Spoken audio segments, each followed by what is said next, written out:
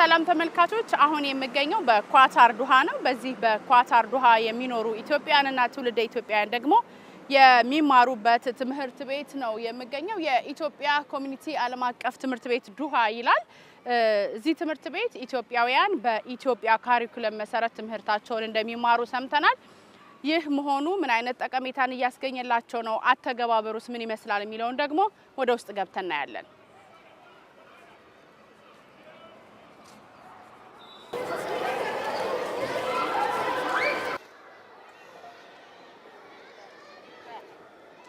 ሰላም ሰላም ኤቢሲዎች እንኳን በሰላም የዶሃ ኢትዮጵያ ዓለም አቀፍ ትምህርት ቤት በሰላም መጣችሁ፣ እንኳን ደህና መጣችሁ እንላለን። እንኳን ደህና ቆያችሁ።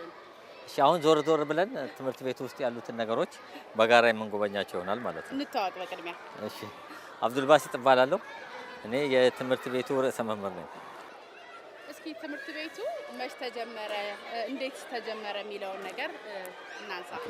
ትምህርት ቤቱ ያው የተጀመረው የትምህርት ቤቱ ሀሳብ የተጀመረው የቀድሞ የኢፌዴሪ ጠቅላይ ሚኒስትር ክቡር ኃይለማርያም ደሳለኝ ለጉብኝት እዚህ በመጡበት ወቅት የዚህን ሀገር መሪ ወይም አሚሩን ጥያቄ አቅርበው በ2017 የዛኔ ነው እንግዲህ ትምህርት ቤቱ የተሰጠው።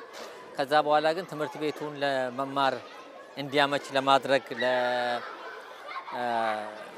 ለኮንትራክተሮች ማስታወቂያ ማውጣትና አሁን በምታዩት መልኩ ለማድረግ ጊዜ ፈጅቶ ትምህርት ግን የጀመረው በ2020 ነው። ትምህርት የጀመርነው ትምህርት ቤቱ ሲጀመር ከኬጂ እስከ ሁለተኛ ክፍል ያለውን ደረጃ ነው የጀመርነው። የዛኔ በ32 ተማሪ ነው ትምህርት የተጀመረው። በዛን ወቅት አራት ክፍል ውስጥ 32 ተማሪዎች ነበሩ። አሁን በዛሬው ትምህርት ቤቱ እስከ 7ኛ ክፍል ደርሰዋል። ወደ 350 ተማሪ ደርሰናል። ለሚቀጥለው አመት 450 ተማሪ እንደምንደርስ የዛ አይነት ፕሮጀክሽን ነው ያለው። ያው ይሄን ይመስላል። አሁን እንግዲህ በዚህ ትምህርት ቤት ውስጥ የሚሰጡ ትምህርቶች በኢትዮጵያ ካሪኩለም ተቀረጹ እንደሆነ ሰምተናልና ይህ መሆኑ ምን አይነት ጠቀሜታን ያስገኛል፣ ምን አይነት ጥቅም እየሰጠን ያለው የሚለውን ደግሞ እስኪ እናንሳው። ያው የኛ ትምህርት ቤቱ እንግዲህ የኢትዮጵያ ኮሚኒቲ ትምህርት ቤት እንደመሆኑ የምንከተለው የኢትዮጵያን ስርዓተ ትምህርት ነው። ከኢትዮጵያ ውስጥ ደግሞ የአዲስ አበባን ስርዓተ ትምህርት ነው የምንከተለውና መጽሐፎችም ሁሉንም የትምህርት ድጋፍ የምናገኘው ከአዲስ አበባ ትምህርት ቢሮ ነው። በዛ መሰረት እዚህ ሀገር የኢትዮጵያ ትምህርት ቤት እንደመሆኑ ያው የአማርኛ ቋንቋን ከአንደኛ ክፍል ጀምሮ ተማሪዎች ይማራሉ። ከዛ በኋላ የኦሮምኛ ቋንቋን ከ3ኛ ክፍል ጀምሮ ይማራሉ። ከአንደኛ ክፍል ጀምሮ ሞራል ኤጁኬሽን ይማራሉ። ሁሉንም በአዲስ አበባ የሚሰጡትን ትምህርቶች ይወስዳሉ። ከዛ ተጨማሪ ግን እዚህ ሀገር እንደመኖራቸው የአረብኛ ቋንቋና የቀጠር ታሪክንም በተጨማሪ ይወስዳሉ ማለት ነው። እንደምታየው ይሄ ግቢው የተንጣለለ ነው። 15000 ካሬ ሜትር ነው የሚይዘው። ይሄ ግቢ ሁሉንም አንድ ትምህርት ቤት ማሟላት ያለበትን ነገር ያሟላ ነው። የእግር ኳስ መጫወቻ ሜዳ፣ የባስኬትቦል መጫወቻ ሜዳ እንዲሁም የቮሊቦል የመረብ ኳስ መጫወቻ ሜዳዎች በዛ በኩል አሉ። ይሄ ደግሞ ልጆቹ ጧት የሚሰለፉበት ቦታ ነው። በሙቀት ጊዜም ያኛው ገላጣ ቦታ ስለሆነ ሙቀት ሲሆን ተማሪዎች እዚህ ጋም ስፖርት የሚሰሩበት ነው። ከዚህ በተጨማሪም ያው ትምህርት ቤቱ በአሁኑ ሰዓት ከኬጂ እስከ 7ኛ ክፍል ነው ያለው። በየአመቱ ክፍሎች እየጨመርን ነው የምንሄደው። የትምህርት ቤቱ የተሟላ ላቦራቶሪ፣ የተሟላ የኮምፒውተር ላቦራቶሪ አለው። እንዲሁም ከኬጂ ጀምሮ ትንሹ የትምህርት ደረጃ የመጀመሪያ ዲግሪ ያላቸው መምህራን ናቸው ከኬጂ ጀምሮ የሚያስተምሩት። እንግዲህ ትልቁ የኛ የኢትዮጵያ ኮሚኒቲ ትምህርት ቤት እንደመሆናችን እዚህ ሀገር የተወለዱት ልጆች የኢትዮጵያን ታሪክ፣ ባህል እና ቋንቋዎች እያወቁ የሚያድሩበት ነው። ትልቁ ልጆቹ ኢትዮጵያዊነትን የምናሰርጽበት ተቋማችን ነው ማለት ነው። ምንም ውጪ ሀገር ብንኖርም እዚህ ተማሪዎች እዚህ በመሆናቸው አንደኛ የኢትዮጵያዊ ስነ ልቦና ነው የሚኖራቸው። ትምህርት ቤቱ የኢትዮጵያ ነው። መምህራኑ በአብዛኛው ኢትዮጵያውያን ናቸው። የሚናገሩት የሀገራቸውን ቋንቋ ነው። ስለዚህ ይሄ ሁሉ ለልጆቹ ብዙ ጠቀሜታ አለው። ያ ብቻ ሳይሆን ወደ ሀገርም ኢንኬዝ ለምሳሌ ሰው እዚህ ሁሉም ሰው በተከታታይነት እዚህ አይኖርም። ወደ ሀገር ሲገቡ ቀጥታ የኢትዮጵያ ካሪኩለም ስለሚማሩ የትም ኢትዮጵያ ከሄዱ በሄዱበት ቦታ ላይ ቀጥታ ያሉበት ክፍል ወደ ኋላ ሳይመለሱ የሚገቡበትንም እድል ያመቻቻል። ያ ብቻም ሳይሆን ዶሃ ውስጥ ካሉት በጣም ርካሹ ትምህርት ቤት የኛ ትምህርት ቤቱ ከመከፈቱ በፊትና አሁን ላይ ያለውን እያነጻጸር እንመልከተው። ትልቁ ነገር አሁን በፊት በነበረው ሁለት ነገር ነው። አንደኛ ሌላ ትምህርት ቤት ሲማሩ አንድ ዋጋው በጣም ውድ ነው። ለወላጆች ቻሌንጂንግ ስለነበር ወላጆች እዚህ የኖሩ ልጆቻቸውን ኢትዮጵያ ያስተምሩ ነበር። አንድ ወላጆችና ልጆችንም ተለያይተው ነበር። ሁለተኛ ሌላ ቦታም ሲማሩ ወይ የህንድ ትምህርት ቤት ነው የሚማሩት ወይ የፓኪስታን ትምህርት ቤት ነው የሚማሩት። 2000 የህንድ ትምህርት ቤት ውስጥ ሁለት ኢትዮጵያዊ ነው የሚሆነው።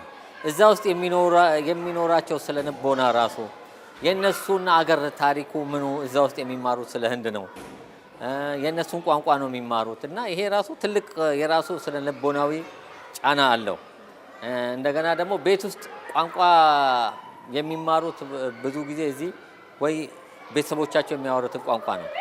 ስለዚህ ያም በሬር አለ። ይሄ ሁሉ እዚህ ሲገቡ ግን ይሄ ሁሉ ችግር አጋጥማቸውም። አንዴ የኬጂ ህንፃ ነው ለብቻ ነው ያሉት። እዚህ ኬጂዎች እዚህ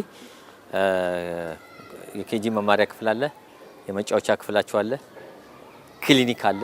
እዚህ የራሳቸው ሽንት ቤት ምናምን ኤቭሪቲንግ እዚህ ነው። ለኬጂዎች የሚያስፈልገው የትምህርት ፋሲሊቲ እዚሁ ነው የሚያገኙት። ከሌሎቹ ጋር አይቀላቀሉም ማለት ነው። መውጫቸውም በዚሁ በጀርባ በኩል ነው የሚወጡት። Good morning children. How are you? Sit down. Let's read now. Can you say this? Good job. Let's continue. እሺ እንግዲህ አሁን ደግሞ አንዱ እዚህ ትምህርት ቤት ውስጥ የሚሰጠው የግብረ ገብ ትምህርት ነው። እሱን ትምህርት ተማሪዎች ሲወስዱ ክፍል ገብተን እናያለን። To learn moral education. All right, let's start our lesson, okay? You know, last time I told you something about ethics, right? So let's start from the meaning of ethics. Our topic is meaning of ethics. እሺ አመሰግናለሁ። መምህር ስጦታው እባላለሁ። በኢትዮጵያ ኮሚኒቲ ዓለም አቀፍ ትምህርት ቤት ውስጥ የግብረ ገብና የሳይንስ መምህር ነኝ። ተማሪዎች ይህንን ትምህርት መማራቸው ከፍተኛ የሆነ ጠቀሜታ አለው። ተማሪዎች የኢትዮጵያን ባህል ትውልደ ኢትዮጵያዊ እንደመሆናቸው መጠን የኢትዮጵያን ባህል ከማወቅ አንፃር ባህል ከትውልድ ወደ ትውልድ እንደሚተላለፍ ባህል በአለባበስ፣ በአመጋገብ እንዲሁም ደግሞ በጭፈራ እንደሚገለጽ መጽሐፉ ራሱ ያወራል። ይህንን ነገር ማወቃቸው ወደ ኢትዮጵያ በሚጓዙበት ጊዜ ስለ ኢትዮጵያ የመናገር ሙሉ አቅም ይኖራቸዋል ብዬ አስባለሁ። ስለዚህ ከመጽሐፉ ስነሳ እነዚህን ሁሉ ስለ ባህል ምንነት፣ ባህል እንዴት እንደሚገለጽና ባህላቸውን እንዴት ሼር እንደሚያደርጉ ያሳያል። ከዚህም በተጨማሪ እዚህ የምናከብራቸው በዓላቶች አሉ። የካታርን ባህልን ከኢትዮጵያዊ ባህል ጋር ሼር የማድረግ ባህላቸውን የማስተዋወቅ የኢትዮጵያን ባህል የመግለጽ የኢትዮጵያን ቀን አስመልክቶ የምናከብርባቸው የተለያዩ ጊዜያቶች አሉ። እነዛን ተማሪዎች የኢትዮጵያን ተማሪዎች ትውልደ ኢትዮጵያን ተማሪዎች ያላቸውን ባህል ሼር ያደርጋሉ። ስሜ ሶሊያና ሱራፌል ይባላል። መማሪያው ኢትዮጵያ ኮሚኒቲ ኢንተርናሽናል ስኩል ነው። የስንተኛ ክፍል ተማሪ ነሽ? የአራተኛ ክፍል ተማሪ ነው። አስተማሪዎቻችን የባህላችንን እንድናቅ አስተማሪያችን እንድናከብር እና ጓደኞቻችንን ለመርዳት እና ሪስፔክት ለማድረግ ትምህርት ይሰጠናል እና በተጨማሪ እውቀት እንድናገኝ ማለት ነው። ይህ የሀገራችንን ቋንቋ እንድንማር ይረዳናል እና ከሌላ ሰው ጋር ሀገራችን ሌላ ቦታ ስንሄድ ከሰው ጋር ለመግባባት ይረዳናል። ስሜ ሄኖን አለምሰገድ ይባላል። የስድስተኛ ክፍል ተማሪ ነው። እዚህ መማሪ ሀገርን እንዳውቅ ከጓደኞቼ ከኢትዮጵያዊ የሆኑ ጓደኞቼ ጋራ አብረን ጊዜ እንዲያሳልፍ ከሌሎች ሰዎች ጋር የሀገሬን ባህል በደንብ እንዳውቅ ይረዳኛል። ምን ትማራላችሁ? አሁን ሀገርን እንድታውቅ የሚያስችልህ ምን የተለየ ነገር እየተማርክ ነው? ሀገሬ ለማወቅ እንደሚያስችል ይህ ትምህርት ቤት እየሰጠን ያለው ትምህርት አማርኛና ኦሮምኛ የሀገራችንን ቋንቋ እንድናውቅ ሀገራችን ቋንቋ ላይ ጥሩ እንድንሆን አስተዋጽኦ እንድናደርግ የበረቱ እንገኛለን። የኢትዮጵያን ባህል፣ ወግ፣ ታሪክ እንድታውቁስ ምን ያደርጉላችኋል? እሱም ብሔረሰቦች አድዋ በሚመጣ ጊዜ አስተማሪዎቻችን ስለ አድዋ እየነገሩ ቪዲዮዎችን በመላክ ስለኛ ዝም ብለን ሴሌብሬት ማድረግ ብቻ ሳይሆን ጥቅሙ ለምንድን ነው ሴሌብሬት እንደማድረጉ በሱ የተናገሩ እንድንረዳ ያደርጉናል። አመሰግናለሁ።